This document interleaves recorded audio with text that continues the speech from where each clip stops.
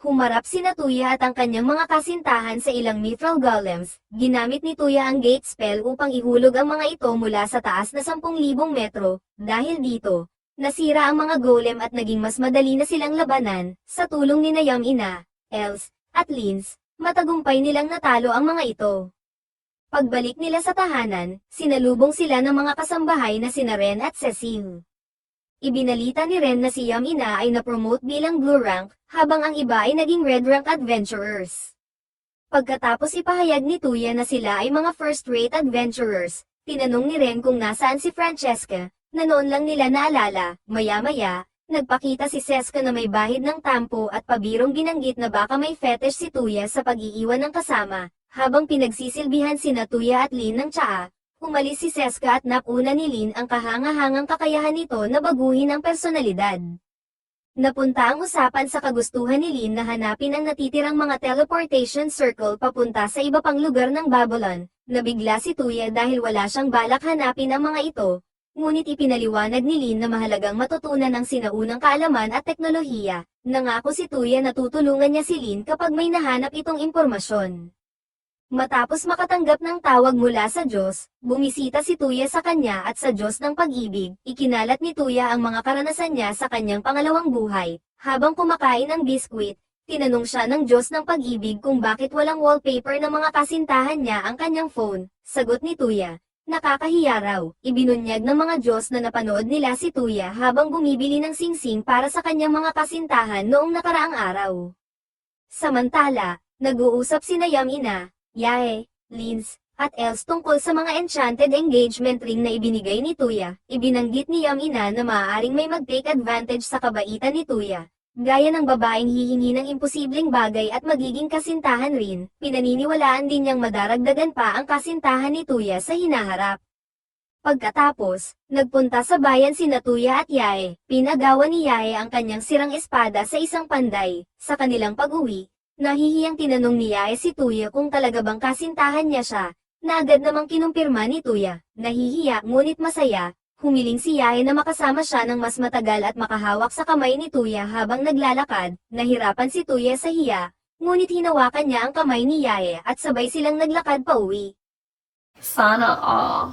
Samantala, ipinaalam kina Haring Tristwin at Reyna Yuel ang tungkol sa engagement ni Yamina kay Tuya. Ipinahayag ni Yuel na maaaring hindi pabor sa lahat ang kasunduan lalo na sa hanay ng mga maharlika, kaya kailangan pa ni Tuya ng mas maraming merito. Dumating si Su at masayang niyakap si Yamina na tinawag niyang ate, pati na rin si Tuya. Nang makauwi, tinanong ni Tuya si Yamina kung magiging hari ba siya kapag pinakasalan niya ito. Kinumpirma ito ni Yamina. Maliban na lang kung magkaroon ng anak na lalaki si Alfred, mabuti na lang at sa ngayon ay hindi muna ipapaalam sa publiko ang tungkol sa kanilang engagement. Sa pag-iisip ni Tuya kung ano ang magagawa niyang malaking kontribusyon, pumunta siya sa Silver Moon Inn at humingi ng payo kina Micah at Dolan. Napagtanto nilang walang espesyal na produkto o atraksyon ang lungsod, kaya gumawa si Tuya ng hot spring para sa inn. Sa women's dressing room, nag-uusap sina Yamina at iba pa tungkol sa bagong hot spring. Tinatanong ni Yamina kung kailan nila unang minahal si Tuya, at lahat ay nagbahagi. Pagkatapos nito, sinubukang umakyat ni Seska sa pader na naghihiwalay ng hot spring ng lalaki at babae ngunit naparalisa dahil sa enchantment ni Tuya sa pader. Ilang sandali pa, biglang pumasok si Lin kasama si Paula, sabay sabing may natagpuan siyang lugar ng Babylon. Habang lumilipad sa kalangitan sakay ng Sky Garden ng Babylon, si Francesca ang nagmamaneho nito sa itaas ng disyerto ng kahariang nasusunog ng Sandora. Sa gitna ng biyahe patungo sa kanilang destinasyon, ipinaliwanag ni Lin ang kasaysayan ng Babylon ng detalyado kay Tuya, na tila walang gaanong interes. Biglang may lumitaw na Manta Frey sa himpapawid na humahabol sa grupo ng mga aliping babae at mga adventurer. Agad namang nagpasya si Tuya na tulungan sila, habang nilalabanan nila ang Manta Freys, biglang lumitaw si End sa harap ni Tuya at ipinaliwanag na ang kalaban ay isang intermediate class Freys. Matapos sabihin iyon, agad siyang nag-teleport sa ibabaw ng Manta Freys at winasak ito sa isang tapik ng kanyang paa. Ipinaliwanag ni End na ginamit niya ang magic na tugma sa natural frequency ng nilalang. Tinanong ni Tuya si End tungkol sa tinatawag na World Barrier, At sinabi nitong ito ay parang lambat na pumipigil sa mga dayuhang bagay na hindi kabilang sa mundong iyon. Isa sa mga iyon ang phrase, kahit pa isa lamang itong minion type, matapat pa rin itong sumusunod sa layunin nitong hanapin ang tinatawag na Sleeping King ng phrase na layunin din ni End. Matapos nito, agad na naglaho si End. Pagkatapos ng labanan, nagbigay ng tubig para sa mga taong nailigtas nila. Isa sa mga adventurer na nagpakilalang si Rebecca ay ipinaliwanag na ang mga kwelyo sa leeg ng mga alipin ay mga enslavement collars na pumipigil sa kanilang pagsuway sa mga utos. Tanging ang kanilang amo na patay na ang makakaalis ng mga ito. Layunin ng grupo ni Rebecca na alamin kung paano maaalis ang mga kwelyo, ngunit sinalakay sila ng manta phrase. Gamit ang upward spell, inalis ni Tuya ang mga kwelyo ng mga alipin. Gayunpaman, naging problema ang pananatili ng mga alipin sa Sandoro dahil sa kanilang mga record, kaya iminungkahi na pumunta sila sa ibang bansa. Nag-alok si Yamina na tanggapin ang mga ito bilang mga refugee sa kaharian ng Belfast at ipinakilala ang sarili bilang prinsesa ng nasabing kaharian. Gamit ang gate spell ni Tuya, dinala niya ang lahat pabalik sa mansyon sa Belfast, kung saan inihayag na mananatili roon ang mga alipin hanggang maayos silang mailipat. Bago muling hanapin ang mga guho ng Babylon, hinarap ni Lin si Tuya at tinanong tungkol sa ugnayan niya kay End. Matapos ang paliwanag ni Tuya, nakilala ni Seska ang perang barya na ibinigay ni End, na nagmula sa Partheno. Muling sinuri ni Lin ang mga detalye ukol kay End at sinabi niyang kahina-hinala ito. Ipinaliwanag pa ni Tuya ang mga impormasyong ibinahagi sa kanya ni Professor Regina. Sa kasunod na pag-uusap, nabanggit ni Seska na gumawa ng mga pillow-table robot si Regina na tinawag na frame gears upang labanan ang mga phrase. Ayon kay Seska, ang mga gear na ito ay nakaimbak sa hangar ng Babylon. Natuwa si Tuya at umasang matatagpuan niya ito, at sinabi ni Seska na narating na nila ang kanilang destinasyon. Sa lupa, gumamit si Lin ng wind magic na tinatawag na Cyclone Storm upang ilantad ang mga nakatagong guho sa ilalim ng buhangin. Sa paglapit nila sa harang sa paligid ng guho, matagumpay na nakapasok si Tuya at dinala siya sa isang teleportation circle. Ginamit niya ito at napunta sa isa pang garden, kung saan sinalubong siya ng isa pang android na nagngangalang High Rosetta. Ipinaliwanag nitong naruroon sila sa workshop ng Babylon. Upang patunayan na siya ang karapat-dapat na maging master ng workshop, pinasagot ni Rosetta si Tuya kung anong kulay ng panty niya. Sa pamamagitan ng paghula, ginamitan niya ng wind magic para umangat ito, pero di ito tumalab, dahil hindi niya maangat ang palda nito. Ginamit niya ang Byakugan at agad niya nakita pati kulay ng Kifi. Transparent pala ang sinagot ni Tuya. Sana all na lang talaga. Nakuha ni Tuya ang tamang sagot. Pagkatapos nito, ipinakita ni Rosetta ang workshop at ang mga gamit nito. Gamit ang isang tipak ng mithril, muling ginawa ni Rosetta ang baril ni Tuya na si pistol, ngunit nabigo itong kopyahin ang program nito. Tinanong ni Tuya si Rosetta tungkol sa frame gears na ginawa nila ni Profesor, ngunit hindi ito maibalik ni Rosetta hanggat wala ang mga blueprint na nasa storehouse ng Babylon. Sa ngayon, ang kaya lang niyang gawin ay muling likhain ang kanilang mga armas. Maya-maya, dinala ni Tuya ang lahat sa lugar at nagtalo sina Seska at Rosetta tungkol sa kahalagahan ng kani-kanilang trabaho, na magitan si Tuya at iminungkahing pag-isahin ang workshop at ang garden, at napagdesisyonan nilang gawin ito sa Belfast. Pagbalik sa mansyon ng Belfast, yumuko sina Rebecca at ang kanyang grupo kay Tuya matapos nilang malaman ang mga tagumpay nito mula kay Cecil. Ngunit pinahinto sila ni Tuya at tinanong kung ano ang mga kayang gawin ng mga alipin. Nakiusap si Rebecca na baka pwedeng manatili sila doon, ngunit pinag-isipan ni Tuya kung ano nga ba ang maaaring gawin ng mga alipin, lalo na't wala silang kakayahang makipaglaban o anumang espesyal na kasanayan. Upang makapagbigay ng trabaho sa mga dating alipin na iniligtas ni Tuya, nagtayo siya ng library cafe at ginamit ang Workshop of Babylon para mass-produce ng mga bisikleta. Mula sa isa sa mga kasama ni Rebecca na si Will, nalaman ni Tuya na ang kanyang lolo ay may null magic na ang specialty ay tila walang kwentang gravity spell, ngunit para kay Tuya, naniniwala siyang isa ito sa mga ultimate spell. Sa Adventurer Guild, umaasa si Yamina na makaka-rank up, at nagpasya silang kunin ni Tuya ang quest tungkol sa Bloody Crab dahil sa mahalagang materyales nito. Nilapitan nila ang receptionist ng guild na si Prim, na humiling na lagyan ng stock ang kanyang library ng isang serye ng mga libro. Pumayag naman si Tuya. Sa labas, ipinaliwanag ni Ina na ang aklat na hiniling ni Prim ay isang BL romance novel series, at ang may akda nito ay ang unang prinsesa ng Referees Imperium. Hindi na sila nag-aksaya ng oras. Binuhat ni Tuya si Ina papunta sa lokasyon ng Bloody Crab at agad niya itong tinalo gamit ang kanyang gravity spell. Sa pagkumpleto ng quest, nag-rank up si Ina sa red rank. Matapos nito, sinabi ni Tuya kay Prim na bibilhin na niya ang mga libro sa listahan at tinanong kung may iba pa siyang gusto. Bago sumagot si Prim, tinanong muna niya ang mga kasamahan kung ano pang mga libro ang gusto nila, at ibinigay kay Tuya ang listahan. Ibinahagi ni Ina kay Tuya ang kanyang alaala sa kabisera ng referees na burn, kaya ginamit nila ang gate spell ni Tuya upang makarating doon. Sa bookstore, ibinigay ni Tuya ang listahan ni Prim sa tindero, at habang kinukuha nito ang mga libro, pumili rin si Tuya ng iba pang aklat. Sa pag-checkout, may isang customer na gustong kunin ang isang aklat na hawak niya. Dahil dito, nagkaroon ng kalituhan na si Tuya ay mahilig sa BL novels, kaya inalok siya ng babae na pirmahan ang lahat ng kopya ng Order of the Rose series. Sa huli, isiniwalat ng babae na siya pala ang may akda ng serye. Sa una, hindi naniwala si Tuya at sinabing magiging si Relial Rim referees lang siya kung totoo yun. Ngunit totoo nga, kaya't lalong nadagdagan ang kalituhan, hanggang sa nilinaw ito ni Ina. Pagkatapos, ginawa ni Tuya ng kopya ang librong gusto ni Relial at ibinigay ito sa kanya.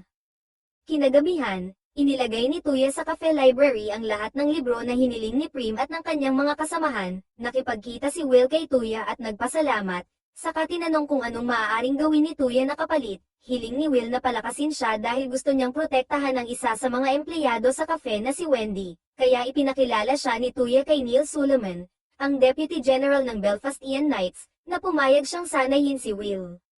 Lumapit naman si Els kay Tuya at hiniling na ay teleport siya sa Silvermoon Inn upang makapaligo pagkatapos ng kanyang matinding training. Habang kausap ni Tuya si Micah sa inn, nalaman niyang patok na patok ang hot spring sa mga customer. Lumapit si Zanak at sinabi kay Tuya na regular siya roon at inirerekomenda niya ito sa kanyang mga kliyente. Ipinaalam rin niyang natapos na niya ang kasuotang ipina-request ni Tuya, at pinasuot ito kay Els. Sa bandang huli, sa isang payapang araw, nakaupo si Tuya at Ina sa likod ng mansion. Dumating si Linz at ibinalita na si Relial ay nagsulat na ng bagong BL novel series, at ang pangunahing karakter ay nakabase kay Tuya. Sa pagkakarinig nito, napuno ng kahihiyan si Tuya at nangakong i-gravity chop si Relial bilang ganti sa paglalagay sa kanya sa kahihiyan. Bumisita si Tuya sa Regulus Empire upang bumili ng mas maraming libro para sa kanyang library cafe, ngunit nadatnan niyang may nagaganap na digmaang sibil. Nailigtas niya ang isang sundalong papatayin sana at nalaman mula rito na ang hukbo ay nagsagawa ng kudeta at laban sa imperyo. Matapos pagalingin ni Tuya ang sugatang sundalo, nagtungo siya sa kastilyo ng imperyo at narinig ang tinig ng isang batang babaeng tila nasa panganib. Gamit ang kanyang smartphone, natuntun at nailigtas niya ito, at ginamot rin ang sugat malapit sa balikat nito. Dumating ang isang babaeng sundalo na nagngangalang Carol, ipinaliwanag ni Tuya ang kanyang pinagmulan at paggamit ng teleportation magic, at nakiusap si Carol na gamitin niya ito upang iligtas ang emperador, prinsipe, at prinsesa, na siya rin namang balak na ni Tuya gawin. Formal na nagpakilala si Carol, gayon din ang batang babae na ipinakilalang si Lucia Rhea Regulus, ang ikatlong prinsesa ng Regulus Empire. Napagdesisyonan nilang iligtas ang emperador at ang prinsipe, kaya nagtungo muna sila sa silid ng emperador. Doon nila nadatnan si General Bazor kasama ang kanyang mga sundalo, pinalilibutan ang walang malay na emperador. Tinanong ni Tuya si Bazor kung ano ang kanyang layunin, at sinabi ni Bazor na ang emperador ay nasiraan na ng bait at planong sakupin ang Belfast, Nismead, at Referees. Gamit ang isa sa kanyang mga artifact, nag-summon si Bazor ng isang demon na may mataas na resistensya sa magic attacks, na tinagli rin ni Bazor. May suot rin siyang artifact na nagbibigay ng mataas na resistance sa physical attacks. Nang makita ni Tuya na buhay pa ang emperador, agad niyang ni-teleport sina Zephyrus, Lucia, at Carol palayo roon, kahit hindi pa nila natatagpuan ang kapatid ni Lucia na si Prince Romero, na ikinagulat ni Bazor. Bago umalis, ginamitan ni Tuya si Bazor ng sleep at mirage at saka umalis habang tumatawa ng mapanghamon. Sa Belfast Mansion, ipinaalam ni Tuya sa kanyang mga jowa ang sitwasyon sa Regulus, Kalaunan, tiningnan niya ang kalagayan ng emperador na ngayoy mas maayos na. Humiling si Lucia na tawagin na lamang siyang Lu mula ngayon. Pumasok si Yamina sa silid, ipinakilala ang sarili kay Lu, at nang mapansin ang pagkakagusto nito kay Tuya, niyaya niya ito para sa isang pribadong pag-uusap. Samantala, ipinabatid ni Tuya kay Haring Tristwin ang nangyayari sa Regulus. Bilang tugon, ibinalita naman ng hari na nagdadalang tao ang reyna, at kung lalaki ang ipapanganak, siya na ang magiging tagapagmana ng trono sa halip na si Tuya, na siyang orihinal na plano ng hari sa pagpapakasal ni Tuya kay Yamina. Ibinunyag din ni Rosetta na ang dalawang artifact ni Bazor ay galing sa Storehouse Island. Gabi na nang magising ang emperador, matapos mangakong hahanapin ang nawawalang kapatid ni Lu, ginamit ni Tuya ang kanyang memory magic kay Lu at natunton si Romero gamit ang search function ng kanyang smartphone. Sa tulong ng kanyang mga jowa, tinalo ni Tuya ang resistance ng demon sa physical attacks sa pamamagitan ng pagsalpok sa ulo nito ng kanyang espada na may gravity enchantment, kaya't bumigat ng daan-daang tonelada. Sunod niyang pinabagsak ang resistance ni Bazor sa magic sa pamamagitan ng sludge slime na naglalabas ng sobrang bahong amoy, dahilan upang himatayin si Bazor. Naibalik ni Zephyrus ang kanyang trono, ngunit hindi na nakasama ni Tuya ang kanyang mga jowa sa pagdiriwang, dahil sila ay nandidiri sa amoy ng sludge slime na nakadikit pa rin sa kanyang mga damit.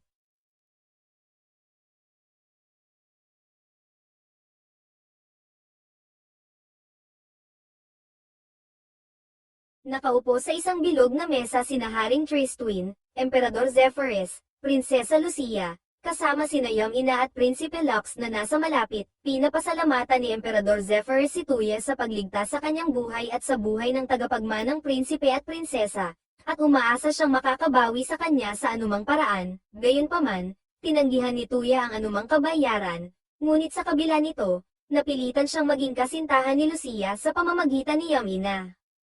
Pagkatapos nito, formal na ipinakilala si Lucia sa iba pang mga kasintahan ni Tuya, at iminungkahi ang isang formal na alyansa sa pagitan ng Imperyong Regulus at Kaharian ng Belfast. Ipinahayag ni Haring Tristwin kay Tuya na napagkasunduan nila ni Emperador Zephyrus na ipagkakaloob kay Tuya ang ilang bahagi ng lupa sa pagitan ng kanilang mga nasasakupan. Ito ay magiging isang bagong maliit na bansa sa hangganan ng Regulus at Belfast. Bagaman nag-alinlangan si Tuya sa pagtanggap ng alok, sa huli ay tinanggap niya ito ng buong pasasalamat. Pagbalik sa mansyon ng Belfast, pinag-uusapan ni Tuya, Yahe, Linz, at Els ang mga kaganapan kaugnay ng pagbibigay kay Tuya ng sariling bansa. Nang tanungin ni Linz kung ano ang magiging pangalan ng lupaing iyon, pinili ni Tuya ang Antipolo City. Pinag-usapan nila ang paglipat sa bagong bansa at ang paggamit ng kanilang mansyon bilang punong himpilan. Dumating si Yamina at ipinakita ang bagong kasuotan ni Lucia. Sumali si Lucia sa usapan at iminungkahing magpatayo ng isang kastilyo sa bagong bansa. Pagkatapos tingnan ni Tuya ang iba't ibang disenyo ng kastilyo, biglang pumasok si High Rosetta at nag-alok ng tulong. Sa workshop ng Babylon, ipinaliwanag ni Rosetta kina Tuya at sa kanyang mga kasintahan kung paano madaling makakalikha ng kastilyo ang workshop at mababago rin ang lupain kung saan ito itatayo. 3 araw lang daw ang kailangan para matapos ito, bagay na ikinamangha ni Tuya. Gayunman, kailangan nila ng maraming uri ng materyales para matapos ang proyekto. Nagmungkahi si Lucia na gamitin ang mga materyales mula sa isang lumang kastilyo sa hilagang bahagi ng imperyo. Sa loob ng 3 araw, naitayo ang bagong kastilyo ng bansa. Habang iniinspeksyon ng mga kasintahan ni Tuya ang kastilyo, lumapit si Lynn at Paula kay Tuya at kinausap siya sa loob ng kastilyo. Nagbigay si Lynn ng bahagyang mapanuyang papuri sa mga nagawa ni Tuya. Naalala ni Tuya na kung magkaanak ng lalaki si Reyna Yuel, mawawala ang tsansa niyang maging hari ng Belfast. Bago pa lumayo ang usapan, sinabi ni Lynn na hindi niya aaksayahin ang oras ni Tuya dahil nandoon siya bilang kinatawan ng Miss Mead. Ipinaliwanag rin niyang hindi na siya kinatawan ng Belfast at may pumalit na sa kanya. Maya-maya, ikinabot ni Tuya ang isang maliit na plato na nagsisilbing susi sa gate, na tanging may pahintulot lang ang makakadaan. Pinagamit niya ito kay Ren, at agad siyang napadala sa mansyon ng Belfast. Doon, iniabot ni Ren ang isang liham para kay Tuya mula sa hari ng Belfast. Di naglaon, dumating si Tristwin kasama ang emperador ng Referees Imperium, si Rigric Referees, Upang makipagpulong kay Tuya, tinalakay nila ang posibleng alyansa ng bagong bansa ni Tuya sa Imperyong Referees at ang pagdaraos ng isang salo-salo upang mapatatag ang ugnayan sa ibang mga bansa. Pagkatapos, lumikha si Tuya ng iba't ibang aktibidad tulad ng mahjong, bowling, at mga massage chair upang aliwin ang kanyang mga bisita. Makalipas ang ilang araw, bumisita si Tsubaki kay Tuya at nagnanais maging lingkod niya matapos bumagsak ang angkan ng Takida, kaya't ang buong angkan ng Takida ay umaasang makapagsilbi kay Tuya, at tinanggap niya sila sa kanyang nasasakupan. Sa labas, sinalubong ni Tuya ang kanyang mga bagong residente na sina Baba, Yamagata, at Naito. Makalipas pa, kinausap ni Tuya si Koseka tungkol sa pag-akit ng mga mangangalakal sa lugar, at iminungkahi nitong magpagawa ng mga highway. Agad naman itong ipinatayo ni Tuya kasama ng mga checkpoint. Sa araw ng engranding pagtitipon ng mga bansa sa Antipolo City, nag-enjoy ang lahat ng bisita ni Tuya sa mga inihandang aktibidad. Sa gitna ng paputok, ibinigay ni Tuya ang isang singsing kay Lucia bilang patunay ng pagiging kasintahan nito, kaya kinilig ang kifi ni Lucia.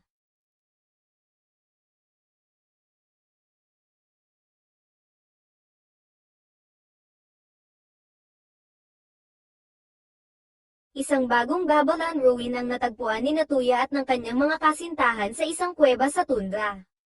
Natagpuan ni Tuya ang pasukan nito at matapos pumasok sa loob, sinalubong siya ng tagapangasiwa nitong si Ivana, na ikinatuwang tanggapin siya sa Alchemy Lab ng Babylon. Natuwa si Ivana nang malaman niyang parehong tinanggap ni na Francesca at High Rosetta si Tuya bilang kanilang amo. Sinubak din siya ni Ivana, at pagkatapos ay inirehistro siya sa pamamagitan ng halik bilang master ng laboratorio. Habang ipinapakita ang pasilidad, ipinaliwanag ni Ivana ang gamit at kakayahan ng lugar, kabilang na ang paggawa ng mga dekalidad na gamot. Gayunpaman, wala ni isa sa mga ito ang normal. Pagkatapos, ibinalita ni Tuya sa kanyang mga kasintahan at kay Lin ang kanyang mga natuklasan, ngunit labis ang pagkadismaya ni Lin nang malamang hindi ito ang Library of Babylon. Lalo pang lumala ang sitwasyon nang isiwalat ni Ivana na hinipuan daw ni Tuya ang kanyang malaking kokomelon at hinalikan siya, bagay na nagdulot ng galit mula sa mga kasintahan ni Tuya. Nabigla si Tuya sa mga sinabi ni Ivana, walang nagawa si Tuya kundi lumuhad na lang.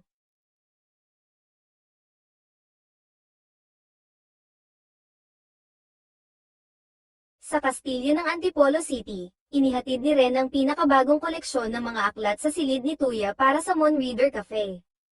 Habang nagbabasa ng isa sa mga aklat na naglalaman ng spell na fly, sinubukan niya ito sa labas, ngunit nasobrahan ng paggamit kaya't siya ay nahilo. Pinahiga siya ni Elle sa kanyang kandungan upang makapagpahinga, at tinanong kung pwede rin siyang lumipad kung gagamitin niya ang fly. Ipinaliwanag ni Tuya na hindi ito gagana, at inihalin tulad ito sa pagsubok ni Els na gumamit ng boost kay Linz. Nagkaroon si Tuya ng ideya na pagsamahin ang spell na levitation sa fly, kaya't napalipad niya si Els. Pagkatapos nito, lumipad-lipad si Tuya sa paligid ng lungsod, bumisita sa bagong tatag na Order of Knights, at nakatanggap ng tawag mula sa isang Diyos, ngunit hindi mula sa karaniwang Diyos, kundi sa Diyosa ng pag-ibig. Binati siya nito dahil sa kanyang masaganang buhay pag-ibig at iminungkahing ipahayag niya ito sa mga magulang ng kanyang mga kasintahan. Kalaunan, bumisita sina Tuya at Yae sa mga magulang nitong sina Jubei at Nanae. Pumayag naman agad ang mga ito sa kasal. Ngunit nagbago ang ihip ng hangin nang banggitin ni Tuya na inaasahan niyang lalabanan muna siya ni Jubei upang makuha ang kamay ng anak. Naengganyo si Jubei sa ideya, at muntik na silang maglaban, ngunit matagumpay na namagitan si Yae. Pagdating sa bayan ni na Els at Linz, ipinakilala si Tuya sa kanilang tiyuhin, tiya, at mga pinsan. Humingi agad ng paumanhin ang tiyuhin, at ipinaliwanag ng isa sa mga pinsan kung paano ito umasta tuwing may kaharap na maharlika. Tinanong ng isa sa kanila si Tuya kung kaya niyang talunin ng isang Thunder Bear, kaya nalaman ni Tuya na may mga ganito sa paligid, at voluntaryo niyang tinanggap ang hamon. Ipinasa ni Tuya ang mga bangkay ng Thunder Bear sa Adventurer Guild, at habang nasa hintayan, nakipag-usap siya kay En tungkol sa mga phrase. Ipinaliwanag ni En na ang mga phrase ay hindi mula sa mundong iyon at naghahanap sila ng core ng kanilang hari, na nasa katawan ng isang nilalang sa mundo. Dagdag pa niya, natatabunan ng tibok ng puso ng tao ang tunog ng core, kaya't pinapatay ng phrase ang mga tao. Inisip ni Tuya na ito ang dahilan ng malaking sakuna 5,000 taon na ang nakalilipas, na kinumpirma ni End, habang hindi sinasadyang ibinunyag na naroon siya noong panahong iyon, ipinahiwatig rin ni End na darating ang mga advanced phrases, nang tanungin kung kakampi ba siya, hindi tiyak ang kanyang sagot at sinabi lamang niyang naghihintay siya hanggang makarating ang core sa kabilang mundo. Sa huli, tinanong siya ni Tuya kung sino siya, at sinagot niya, isa siyang manlalakbay. Dahil sa bantang dala ng advanced phrases, bumisita si Tuya kay Rosetta upang magtanong tungkol sa frame gears. Ipinaliwanag ni Rosetta na kahit sino ay maaaring magpatakbo ng isa kung may sapat na pagsasanay, ngunit mahirap itong paramihin dahil sa dami ng materyales at oras na kailangan sa paggawa. Nang tanungin kung ilan ang nasa hangar ng Babylon, sinabi ni Rosetta na may 4 hanggang 6 na frame gears lang ang bawat klase. Sa kanyang pagbabalik sa kastilyo, ipinabatid ni na Squirrel at Viper kay Tuya na kung nais niyang gumaling sa paglipad, dapat niyang subukang tawagin ang Flame Emperor. Agad itong ginawa ni Tuya, nakipagkasundo sa nilalang at pinangalanan itong Farsa. Gamit si Farsa, ipinatawag ni Tuya ang isang kawan ng mga ibon upang maghanap ng iba pang Babylon ruins sa buong lupain. Isang umaga sa Antipolo City, nagising si Tuya sa kanyang kama at nakita si Yamina na natutulog sa tabi niya. Sa una, hindi siya nabigla, pero nang magising siya ng tuluyan, siya'y labis na nagulat at naguluhan. Sa kabila ng kanyang reaksyon, iginiit ni Yamina na masyado na raw siyang nakatuon sa Antipolo, kaya nararapat lang nabigyan siya ng atensyon. Pagkasabi nito, umalis si Yamina para magagahan habang si Tuya ay nanatiling naguguluhan at nagsabing magbibihis muna siya. Habang nakahiga sa damuhan ng kastilyo kasama si Doggy, nakatanggap si Tuya ng mensahe mula kay Farsa na isa sa mga ibong tagapagbalita ay nakahanap ng isang Babylon ruin. Maya-maya, ipinaalam ni Tuya sa kanyang mga kasintahan, pati na rin kina Lin at Paula, ang tungkol sa bagong natuklasang guho. Habang nasa sala sila, tinukoy ni Lucia ang lokasyon nito sa kanlurang bahagi ng kaharian ng Sandora. Bawat isa ay nagpahayag ng hinuha kung anong uri ng Babylon ruin ito. Nais ni Tuya na ito sana ang Hangar of Babylon upang makatulong sa pagharap sa paparating na mga advanced phrases.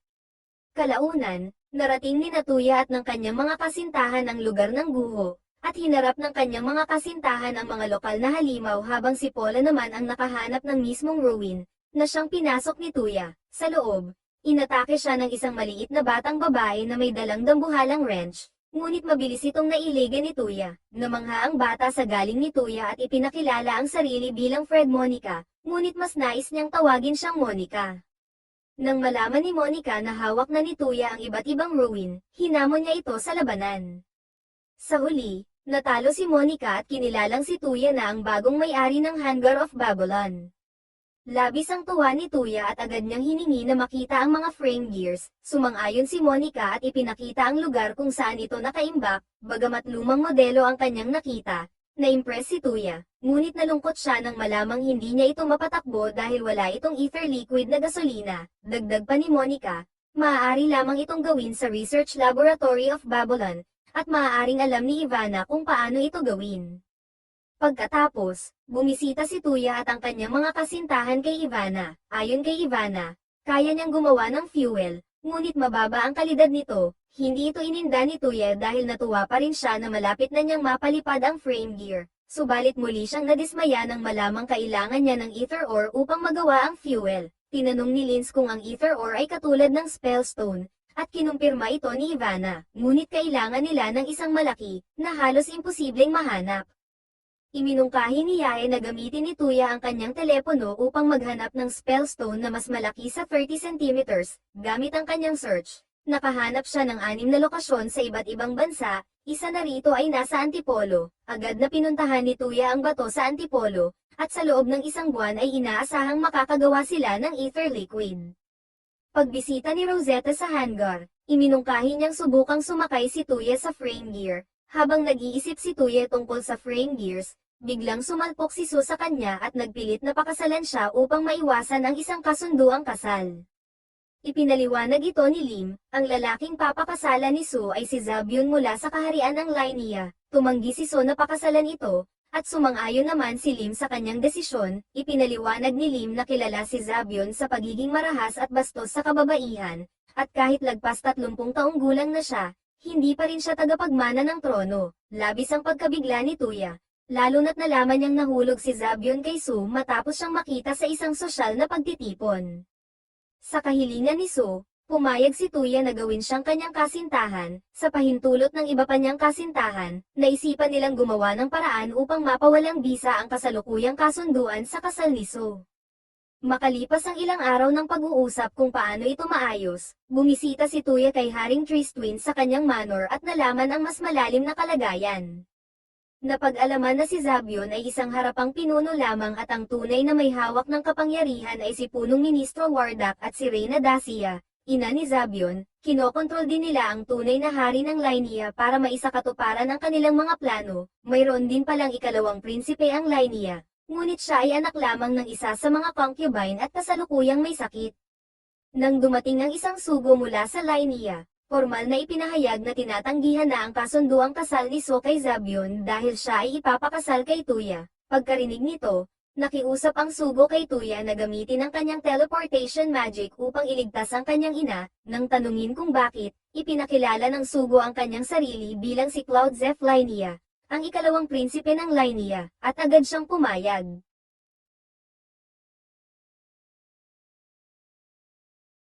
Nakayuko sa harap ni Tuya. Isinalaysay ni Prinsipe Cloud Zeph Lainia ang sitwasyon ng kanyang ina at ang plano ni punong ministro Wardak kaugnay ni Zabyon. Dahil dito, iminungkahi ni Haring Tristwin ang isang agarang pagpupulong upang talakayin ang isyu at itinalaga si Cloud bilang magiging bagong hari. Sa huli, nagtipon sina Tuya, Tristwin, Zephyrus, Jamukha, at Rig upang pag-usapan ang kalagayan sa tahanan ni Cloud. Sa bandang huli, nagkaisa ang lahat ng kaharian na susuportahan si Cloud sa kanyang layunin, ngunit ay pinasa kay Tuya ang lahat ng responsibilidad. Makalipas ang ilang araw, sinamahan ni Tuya sina Cloud, Doggy, Els, at Yae sa Lainia, at naglunsad sila ng misyon habang nakabalot sa invisibility magic ang grupo. Sinimulan nila ang operasyon sa pamamagitan ng pagpapaulat ni Cloud kay Zabyon upang alamin ang kanyang mga plano. Nang marinig ni Zabyon na nakatakda ng ikasal si Su sa iba, sinampal niya si Cloud at sinermonan ito. Ibinunyag din niya ang balak na gawing alipin si Su, at pinagalitan si Cloud sa hindi pagdukot sa kanya. Nang marinig na si Tuya, ang duke ng Antipolo City, ang kasintahan ni Su, iniutos ni Zabyon kay Cloud na magpakalat ng maling balita laban kay Tuya sa Belfast upang mapigilan ang kasal. Tumanggi si Cloud sa utos at tinignan ng masama si Zabyon, na agad siyang sinipa sa tiyan at ilang ulit tinadyakan sa likod. Pinigilan lamang ito ni Dacia, ang ina ni Zabyon, na nagsabing dapat nila itong pag-usapan kasama si Wardak, kasama ang kanilang mga tauhan. Umalis ang dalawa. Sa isang ligtas na lugar, ginamit ni Tuya ang mga sugat ni Cloud at pinag-usapan nila ang tungkol sa babaeng may slave collar na nakita nila. Nang matukoy ang pinagmulan nito, agad itong pinatawag ni Tuya at inalis ang kwintas, dahilan upang ito'y umiyak sa tuwa at kalayaan. Pinatahan siya ng mga kasintahan ni Tuya.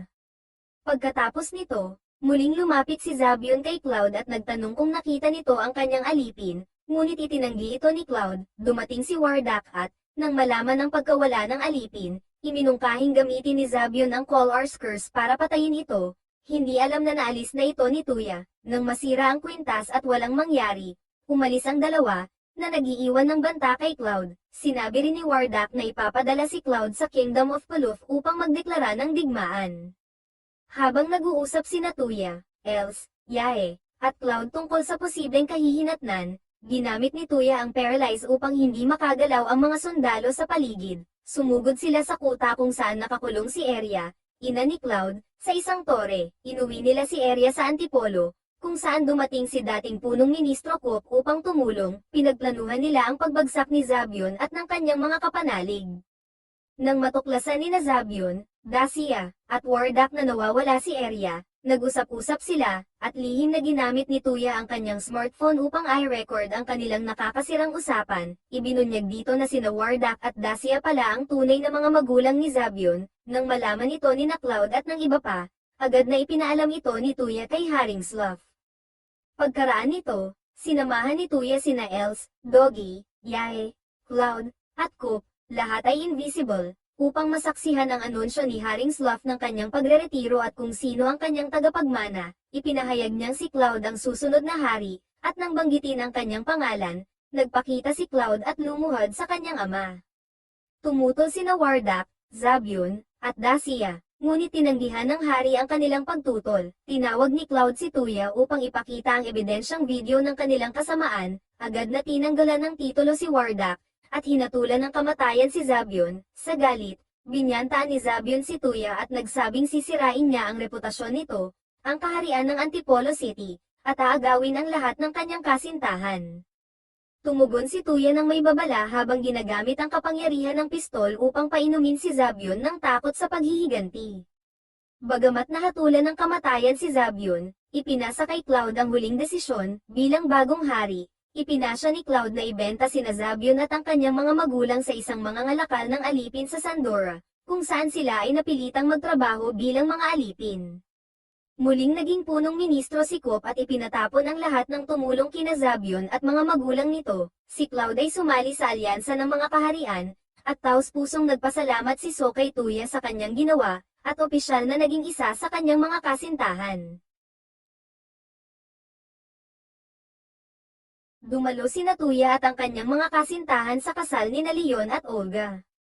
Sa gitna ng seremonya, binati sila ng kani-kanilang mga ama, sina Leon at Olga, dahil sa pagkakaroon ng koneksyon sa pamamagitan ng kanilang mga anak, na nauwi sa kanilang pag-iisang dibdib. Pagkaalis ng dalawang ama, kinausap ni Ina si Tuya at agad silang sinamahan ni So, na nagtanong tungkol sa kanilang sariling seremonya ng kasal. Dahil dito, naisip ng ibang kasintahan ni Tuya ang tungkol sa kanilang magiging kasal sa kanya. Maya-maya, iminungkahi ni Ina na magdaos sila ng mga date kasama si Tuya. Dahil bihira na nilang makasama ito kamakailan, sa araw ng date, nagsuot ang mga kasintahan ni Tuya ng mga kasuotan na dinisenyo ni Zanak, na inspirasyon mismo ni Tuya. Bago sila umalis, nagbato-bato-pik ang mga babae upang magpasya kung sino ang unang makakasama ni Tuya, na siyang ikinagulat nito. Pagdating nila sa isang lungsod sa referees, unang nakasama ni Tuya sina Linz at Lucia, pumunta sila sa isang tindahan kung saan binilhan ni Tuya ng regalo ang bawat isa. Sa susunod nilang destinasyon, isang restaurant, nakasama naman niya sina Ina at Els, na nagpilit na siya ang magpakain kay Tuya. Pagkatapos nito, muling nakasama ni Tuya sina Ina at Lucia, at nakita nila ang isang poster ng pagtatanghal na pinamagatang, Become the Dragon Slayer, sa plaza. Nang mapagpasya ang panoorin ito, bigla silang hinarang ng mga pangit, ngunit agad itong pinatulog ng mga kasintahan ni Tuya. Pagkatapos ng pagtatanghal, bumalik sila sa Antipolo at nadatnan si So, na halatang masama ang loob dahil hindi siya naisama sa date. Bilang kabayaran, sinamahan ni Tuya si So sa isang personal na date kinabukasan, na masaya nilang ginugol sa Antipolo. Sa kalagitnaan ng kanilang date, kinausap si Tuya sa pamamagitan ng telepatiya ni Dogi at Ivana, na iniulat na nakakuha na siya ng sapat na ether liquid para sa isang frame gear. Kinabukasan, napanood din na Tuya at ng kanyang mga kasintahan si Yae, nakasama si Farsa, na nagpaandar ng isang frame gear na tinawag na Chevalier. Matapos ang test run ni Yae, balak sanang sumunod ni Tuya, ngunit nabigo siya nang maunahan siya ni Els. Sa Workshop of Babylon, ibinigay ni Rosette kay Tuya ang isang bagong espadang ginawa mula sa Phrase Crystal. Ibinunyag ni Rosetta na gumawa rin sila ng mas maraming kristal na espada at bala. Ngunit paubos na ang stock ng Orichalcum, habang naglalakad si Tuya sa lungsod, nakasalubong niya sina Ina at Lucia. Nang malaman nilang kailangan ni Tuya ng Orichalcum, nagkaroon siya ng ideya na gamitin ang kanyang smartphone upang maghanap nito, at natukoy ang lokasyon ng 7 sa iba't ibang bahagi ng mundo. Habang lumilipad sa kalangitan ng Letia, nasalubong ni Tuya ang grupo ng mga Phrase na nananalasa sa isang lungsod, kung saan isang babaeng kabalyero at ang kanyang mga sundalo ang pilit na ipinagtatanggol ito.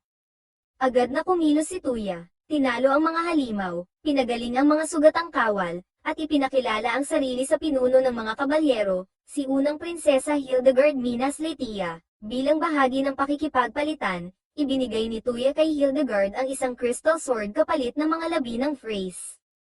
Habang nagpapatuloy sa paglalakbay, tinalo ni Tuya ang isang golem at inilagay ito sa kanyang storage. Di kalaunan, nakakita siya ng isang osa na nagdala sa kanya sa isang dalagang sugatan, agad niya itong pinagaling at, bago ito mawalan ng malay matapos sandaling magkamalay, tinanong ni Tuya kung ayos lang ba siya. Ipinabatid ni Ivana kay Tuya na, Salamat sa Alchemy Ward, mabilis na gumaling ang mga sugat ng dalaga.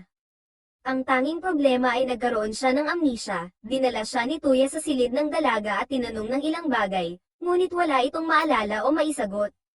Nang tanungin kung sino siya, ipinakilala ni Tuya ang sarili bilang Grand Duke ng Duchy ng Antipolo, at ipinaliwanag niyang iniligtas niya ito matapos matagpuan na sugatan, dahil wala itong pangalan, naisipan ni Tuya na bigyan siya ng pangalang Lexilor, dahil ang kulay ng kanyang buhok ay nagpapaalala sa kanya ng kagandahan, napangiti si Lexilor at bahagyang namula sa hiya sa narinig. Pagkatapos nito, sinabi ni Tuya kina Elsa at Lucia ang tungkol kay Lexi na kasalukuyang nasa Antipolo. Habang nasa hardin si Lexilor, si Forza ang nagbantay sa kanya. Muling nakita ni Tuya si Lexi sa tambayan ng hardin habang kumakanta ito ng Eva't Adan. Dahil dito, naisipan ni Tuya na magpraktis muli sa piano, at sumama naman si Lexi. Naakit si Lexi sa musika at humiling na tumugtog si Tuya ng isa pang awitin. Nang tumugtog ito, sumabay si Lexi sa pagkanta, at dahil sa ganda ng kanyang tinig, nakuha nito ang atensyon ng mga kasintahan ni Tuya na humiling ng isa pang pagtatanghal. Kalaunan, dumalaw si Misha kay Tuya at humiling na pabagsakin ng isang katablepes na may nakakamatay na mystical eyes, at kasalukuyang nagtatago sa Malicia Mountains. Matapos malaman ng gantimpala sa halimaw, tinanggap ni Tuya ang misyon, ipinabatid din niya ito sa kanyang mga kasintahan, at mas marami silang nalaman tungkol sa katablepes mula kay Lin, na pagpasyahan ding sasama ang mga kasintahan niya sa pagsugpo sa halimaw. Sa Sky Garden ng Babylon, ibinigay ni Tuya kay Yae ang isang bagong phrase sword na pinangalanan niyang Chunchun Maru. Binigyan din niya ng mga phrase weapon ang iba pang kasintahan. Sa pakikipaglaban sa halimaw, nagtagumpay sila ngunit naging bato ang mga paa ni Tuya. Bagamat naibalik niya ang sarili gamit ang recovery magic, si Lucia ay naging bato mula paa hanggang hita. Lalong gamulo ang sitwasyon nang makawala si Lucia sa pagiging bato, wasak na ang karamihan ng kanyang kasuotan kaya napilitan si Tuya na umiwas ng tingin. Hindi nagtagal, dumating ang isa pang katablepes at muli na namang naging bato ang mga paa ni Tuya. Naalala niya ang isa pang spell na natutunan niya habang pinag-aaralan ang Fly, Mosaic, na nagpapalabo sa paningin ng katablepes. Dahil dito, naging blurred ang mata nito, napatumba nila ang ikalawang halimaw. Pagbalik sa Antipolo, inabisuhan ni Tuya si Misha tungkol sa dalawang katablepes. Aksidenteng gumamit din si Tuya ng recovery magic sa mga adventurer na naging bato, ngunit nakalimutang dahil marupok na ang kanilang damit ay nagkalas ito pagbalik nila sa normal. Sina Tris Twin, Jamukha, Rig, at Zephyrus ay sumubok ng frame gear simulation. Naroon din si Cloud, na nagpahayag ng interes na subukan ito. Pagkatapos ng kanilang pagsubok, pawang natuwa ang apat na hari sa karanasan at nagpahayag ng kagustuhang magkaroon ng sariling frame gear para sa kani-kanilang kaharian. Pumayag naman si Tuya na ipahiram ito sa kanila, upang maiwasan ang anumang krisis na maaaring idulot ng mga phrase sa hinaharap. Samantala, nakaupo si Hilda sa isang mesa habang hawak ang phrase sword na ibinigay sa kanya, at napabuntong hininga. Lumapit sa kanya ang kanyang lolo na si Galen at naging interesado rin sa espada. Binanggit niya ang mga usap-usapan tungkol sa kaharian ng Antipolo, na ikinatawan niya ngunit ikinagulat ng kanyang apo.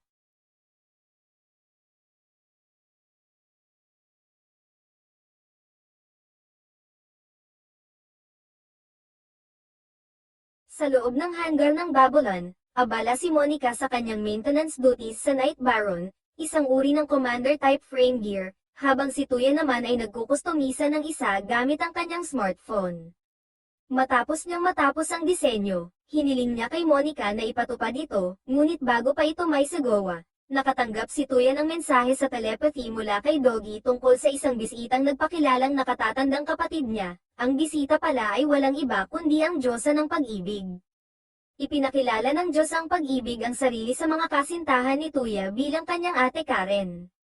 Naniniwala ang mga kasintahan niya sa sinabing ito at natuwa sila na muling nagkita ang magkapatid. Umalis sila upang bigyan ng pribadong oras sina Tuya at Karen. Tinanong ni Tuya kung bakit siya naroon, at ipinaliwanag ni Karen na dahil napapalibutan si Tuya ng napakaraming pag-ibig, tila na-recharge ang kanyang katawan at espiritu, kaya nais niyang manatili malapit kay Tuya upang mas lalo itong masipsip, bagay na ikinainis ni Tuya. Biglang sumingit si Lapis sa kanilang pag-uusap at iniulat na may mga bisita mula sa Night Kingdom ng Leytia. Wala pang alam si Tuya tungkol sa lugar, Kaya ipinaliwanag ni Karen na ito ang kahariang pinagmulan ni Hilda, na iniligtas ni Tuya noon, ayon kay Lapis, nasa training grounds ang mga panauhin, kaya nagtungo roon sina Tuya at Karen at natagpuan sina Hilda at ang kanyang lolo na si Master Boten. Matapos ipakilala ni Master Boten ang sarili, ipinaliwanag niyang naroon siya upang personal na pasalamatan si Tuya sa regalo phrase sword at para maglibot sa Antipolo. Ngunit nagkaroon ng kaunting abala nang himasin niya ang puwitan ni Lapis, kaya pinagalitan siya ni Hilda. Nang maayos na ang lahat, hiniling ni Master Boten na makita ang frame gears, kaya nagpakita si Tuya ng demonstration gamit si Monica bilang piloto. Ipinaliwanag ni Tuya ang nalalapit na paglusob ng mga phrase at ang layunin niyang gamitin din ang mga ito laban sa kalaban. Dahil dito, nag-isip si Master Boten na baka gusto rin ng kanilang kaharian ng sariling frame gear, kaya iminungkahi niya ang posibleng pagbuo ng alyansa kay Tuya. Kailangan pa raw niya itong talakayin sa kanyang anak, ang kasalukuyang hari ng Leytea. Pero sigurado raw siyang papayag ito, nagkamayan sina Master Boten at Tuya bilang tanda ng kasunduan, at biglang sumingit si Hilda, na humiling na makipaglaban sa pinakamalakas na mandirigma ng bansa ni Tuya. Kalaunan, nakipagtagisan si Hilda kay Yae na nagtapos sa isang tabla. Nagulat si Hilda nang malaman niyang anim ang kasintahan ni Tuya, at bigla siyang nalungkot. Biglang lumitaw si Karen at ibinunyag na may nararamdaman si Hilda para kay Tuya. Ikinahiya at ikinagulat ito ni Hilda, ipinaliwanag naman ni Yae na nakaka-relate siya sa nararamdaman ni Hilda, at iminungkahi niyang maging kasintahan rin ito ni Tuya. Sa pagkadismaya ni Tuya, pumayag si Hilda, ngunit pinayuhan siya ni Master Boten na kailangan muna niyang talunin siya sa duelo bago niya tanggapin ang alok ng kasal. Sa huli, nakilala ni Hilda ang iba pang kasintahan ni Tuya na maluwag siyang tinanggap. Sa pangungulit ni Karen, ipinaliwanag ni Hilda kung paano siya nahulog ang loob kay Tuya. Di naglaon. Nagsimula ang duelo nila ng kanyang lolo, at nang tila natatalo na siya, palihim na ginamit ni Tuya ang kanyang smartphone upang i-cast ang sexy technique. Dahil dito, napatigil si Master Boten na napatitig sa sexy na hologram, na agad sinamantala ni Hilda para umatake. Nanalo si Hilda, ngunit binigyan si Tuya ng matatalim na tingin ng mga kasintahan niya dahil sa kanyang pandaraya. Matapos nito, tinanong ni Hilda ang mga kasintahan tungkol sa mga magulang ni Tuya, ngunit wala ni isa sa kanila ang may alam dahil hindi ito pinag-uusapan ni Tuya. Muling sumingit si Karen at nagbigay ng dahilan kung bakit hindi ito binabanggit, kasabay ng pagbibigay ng mga personal na detalye tungkol kay Tuya. Sinubukan ni Doggy na magpadala ng telepathic na babala kay Tuya tungkol sa kalokohan ni Karen, ngunit hinaranggan nito ang koneksyon.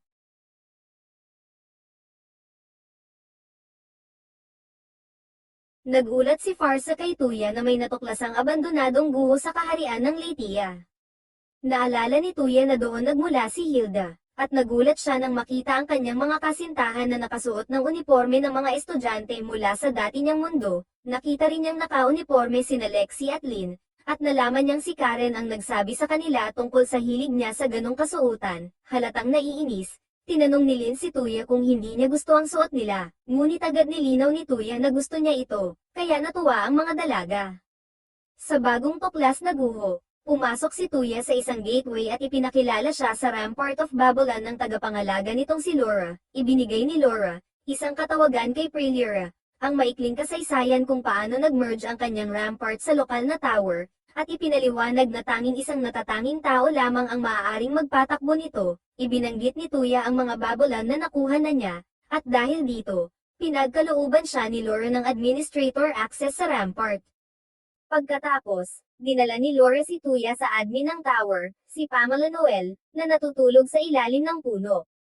Sa kahilingan ni Tuya, sinubukang gisingin ni Laura si Noel, ngunit tumangging bumangon ito. Kaya ginamit ni Laura ang isang barbecue na dala ni Tuya upang tuluyang magising si Noel. Bago siya tuluyang pumayag kay Tuya, humiling si Noel ng sapat na pagkain at isang komportableng lugar para matulog. Nang ipinangako ni Tuya na ibibigay ito, tinanggap na siya ni Noel.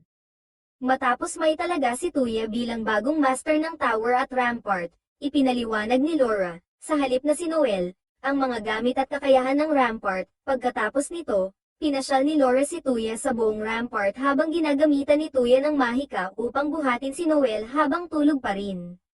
Pagkatapos, ipinakilala ni Laura ang sarili sa mga kasintahan ni Tuya, at bigla namang nakatanggap si Tuya ng mensahe mula kay Doggy tungkol sa madaliang balita mula sa Belfast. Gamit ang gate, tinanggap ni Tuya ang mensahe mula kay Doggy na nagsasabing nanganak na si Reyna Yuel. Pagdating niya sa kastilyo ng Belfast, ipinakita ni Tristwin kay Tuya ang kanyang bagong silang na anak, at pinangalanan ito ni Tuya na Arthur.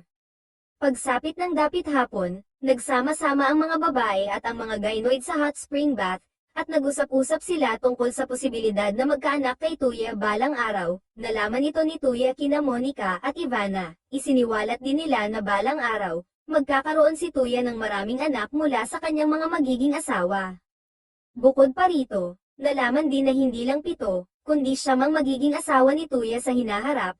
Bagay na ikinagulat niya, nadama ng mga kasintahan niya na tila may itinatago siya sa kanila, kaya upang mapatawad siya, hinihingi nilang halikan siya ng isa-isa, subalit napakiusapan ni Tuya na ipagpaliban muna ito hanggang matapos ang selebrasyon ng bagong silang na prinsipe na si Arthur. Sa gitna ng pagdiriwang, nagkaroon ng tapat na pag-uusap sina Tuya at Yamina, at pagkatapos nito, hinalikan niya ang bawat isa sa kanila, habang nagaganap ito.